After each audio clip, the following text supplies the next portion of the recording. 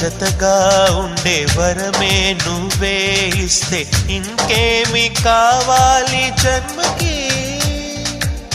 మచ్చలేని చంద్రుడిని మాట రాక చూస్తున్నా, వరస కాని బంధుని చొరవ చేసి అంటున్నా, ఇంకెప్పుడు ఒంటరినని అనరాదని, నీకు సొంతం అంటే నేనేనని.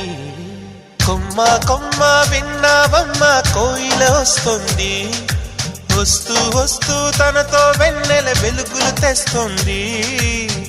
ఏవమ్మ మరుమల్లి తోరణాలు కడతావా, చిలకమ్మ ఎదురేగి స్వాగతాలు చెబుతావా.